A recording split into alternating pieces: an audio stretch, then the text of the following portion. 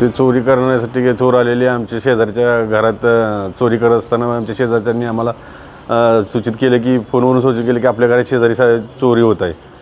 तर बाहेरून दरवाजे लॉक केलेले आहेत.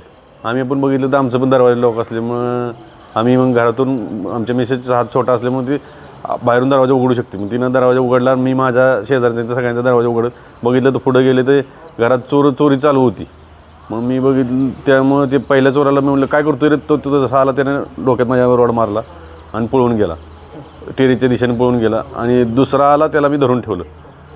दुसरा धरून ठेवला आणि मग बाकीची सगळी आली आणि सगळ्यांनी आम्ही त्याला पकडून ठेवलेलं.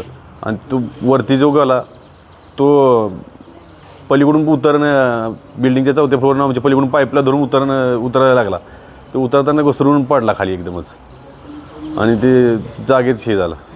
आणि एकाला आणि बाकी जो खाली होता तो पळून गेला. एक 2 व्हीलर होता तो पळून गेला. असं 2-3 चोर होते. चोरी करणाऱ्याला कितीपर्यंत चोरी केली, किती काय अवघड चोरी केली? चोरी तर आता ते त्यांच्या निलेश काटकरांच्या घरात चोरी झाली. त्यांचे काय सोने वगैरे गेलेले. पण ते मी जे माणसं पकडलं त्यांच्यापाशी सापडले. म्हणजे सोनं वगैरे सगळं सापडले. आपण काय करतो तरी? मी आर्मीमध्ये असते 7 मराठ्याला. तर रिटायरमेंटला चाललेलं.